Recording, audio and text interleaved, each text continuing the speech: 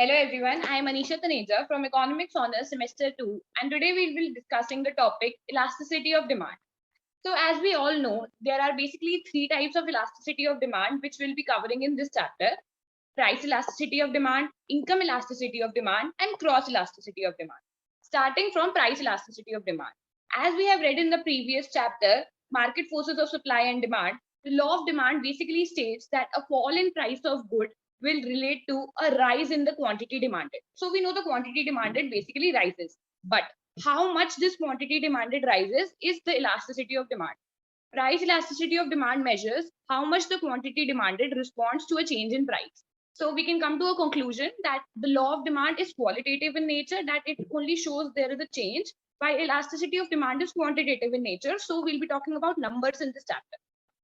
So coming to a formal definition, ED is the degree of responsiveness of demand due to a change in price. So now we also know the elasticity can be elastic and inelastic. A demand for good is said to be elastic if the quantity demanded is more substantially changing to the change in price. Like when ED is basically more than one, it is elastic. And the demand is said to be inelastic if the quantity demanded responds only slightly to change in price. That is when the ED is less than one. So these are basically the definitions of elastic and inelastic demand. Also, one important thing that if the demand is elastic, the demand curve would be flatter in nature, while if the demand is inelastic, the demand curve would be steeper in nature. Now, in class 12th, we have learned a lot of factors of change in demand, like the determinants of ED. But here on, we'll be covering only 4 factors, starting from availability of close substitute. So first, I'll be giving you a brief, and then I'll explain the topic. So if we talk about availability of close substitute, if the substitutes are available, the demand is elastic in nature. And if the substitutes are not available, the demand is inelastic in nature.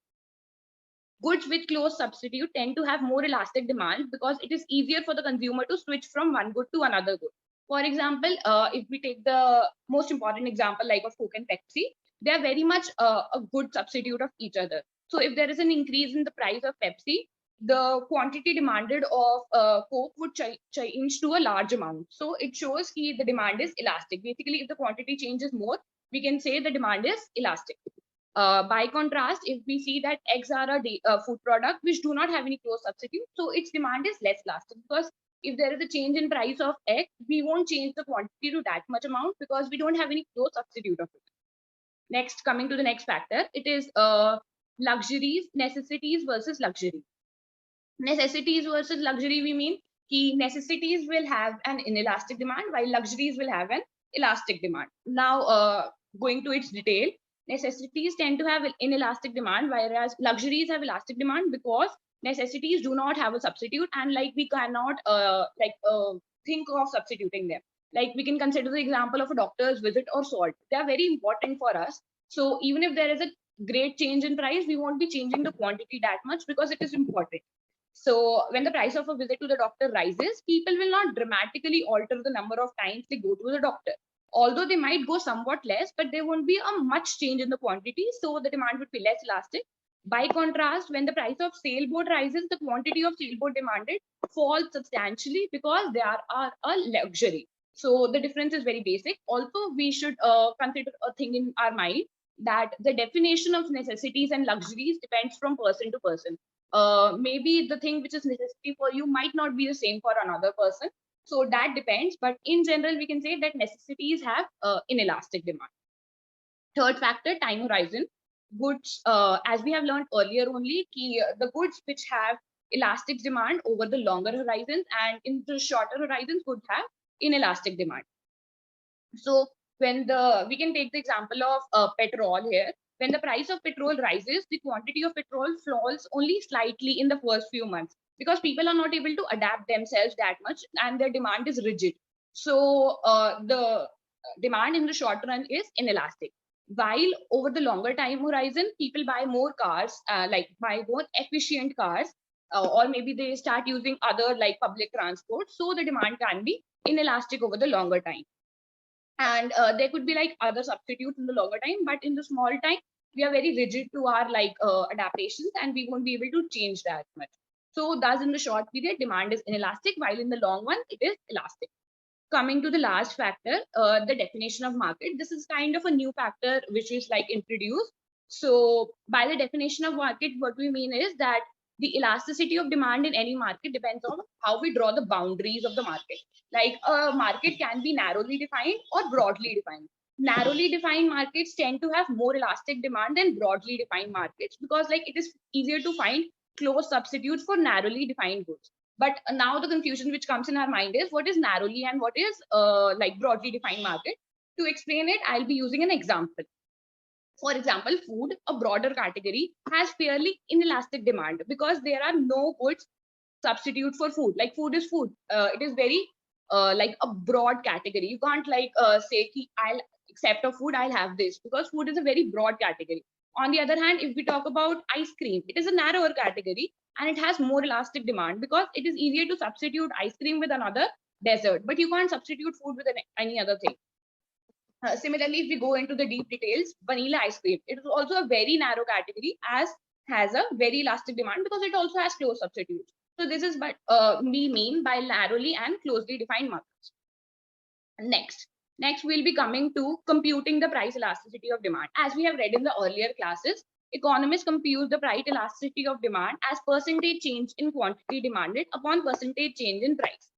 So this is the formula we have like learned in the earlier classes only. So this is very basic. And if we like take a small example, as it is mentioned in our book, suppose there is a 10% increase in the price of an ice cream cone, it causes the amount of ice cream to fall by 20%. We can calculate the ED as percentage change in quantity demanded upon percentage change in price. That is 20 upon 10. That would be 2 would be the elasticity. And as I told you earlier, if the elasticity has more than 1, it is considered to be elastic. Also, quantity demanded of a good is inversely related to the price, and so like we used to use the negative sign in school, but now we we are leaving this practice. We won't be using the negative signs here, as we already know that there is a negative relation, so like we won't be using the sign. For this reason, price elasticity are sometimes shown as negative numbers, but we drop the value now and we'll be using the absolute value in this case.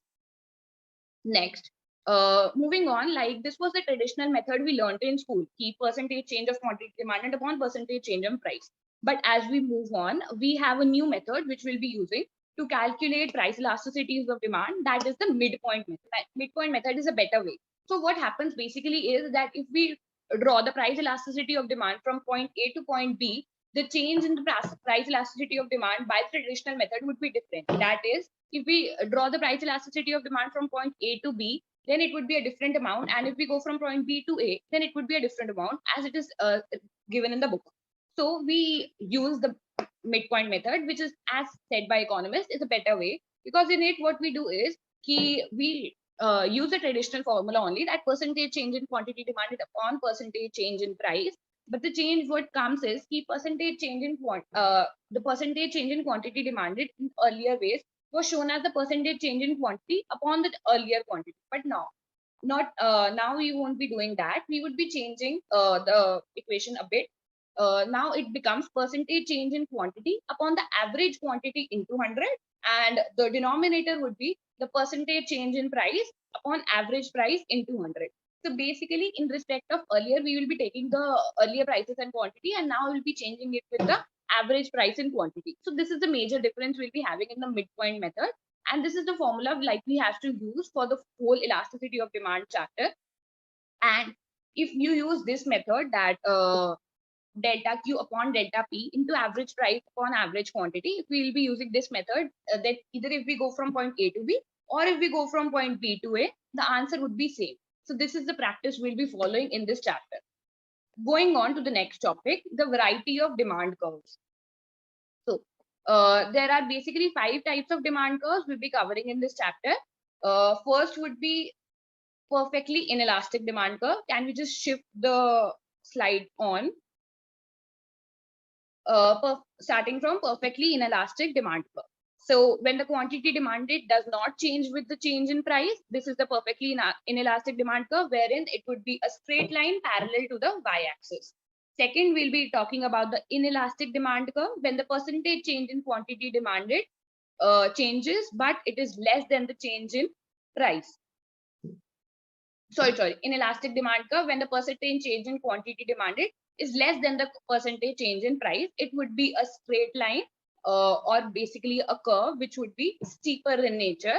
Second, we go on to unit elastic demand curve. It is as we have read it in the earlier classes, it is a rectangular hyperbola in which the elasticity is perfectly 1, ED is equals to 1. Next D part, we'll be covering when elasticity is greater than 1. In it, it would be a line which is flatter in nature. Basically, when the percentage change in quantity demanded is more than the percentage change in price. Last, we'll be covering perfectly elastic demand, wherein with slight change in price, the change in demand is infinite. So it would be a line parallel to the x-axis. So this is the perfectly elastic demand curve. So this is what we'll be going to have, like the 5 demand curves, which we'll be covering. Next, moving on to the next topic, it is the relation between price and total revenue. As we know that total revenue is basically the amount we as buyers get and as sellers receive. So when studying supply and demand, we know that total revenue is not one-sided. It is the amount paid by the buyers and the one which is received by the sellers. It is basically equal to P into Q. So the question is, how does PR changes as one moves along the demand curve? The answer depends upon the price elasticity of demand. When the demand is elastic, P and TR move in the different directions. When the demand is inelastic, P and TR move in the same direction. While if the demand is unit elastic, TR remains constant when the price changes. So the relation is very easy, and you just have to kind of remember it. If the demand is elastic, P and TR move in the opposite direction. If the demand is inelastic, they move in the same direction. So we are almost done with the elasticity of demand, and now we'll be covering the income elasticity of demand. So moving on, these are basic linear demand curves which we have studied in earlier classes, so there's no need to do it more further, and we'll be concentrating more on the other types of demand elasticities, that is the income elasticity and the cross elasticity. Talking of the income elasticity, it measures how the quantity demanded changes as income of the consumer changes. It is calculated as percentage change in quantity demanded divided by the percentage change in income. So that is quite easy. Basically, it depends upon the income, and there are a few types of income elasticity, which is not as much covered, but we can get a rough idea of it. There is a positive income elasticity, which is in case of luxurious comfort and necessity goods. Like as the income rises, their demand also rises. But in case of luxury goods, there is a great change in the elasticity. So their ED is more than 1. Then it is comfort good, like the change in income is equal to the change in quantity demanded.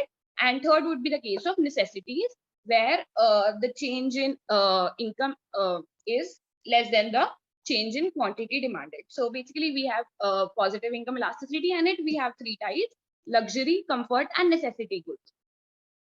Then we have negative income elasticity, which basically means that with an increase in income, the demand of the good rises, which basically happens in the case of inferior goods. And we have zero income elasticity, that is within change in income, there would be no change in the quantity demanded. So that would be a straight line parallel to the y-axis. Last but not the least, we'll be covering the cross elasticity of demand. Cross elasticity of demand basically means how the quantity demanded of one good changes as the price of another good changes. It is calculated as the percentage change in quantity demanded of good 1 divided by the percentage change in price of good 2. So this is basically the formula, as well as the definition of cross elasticity of demand.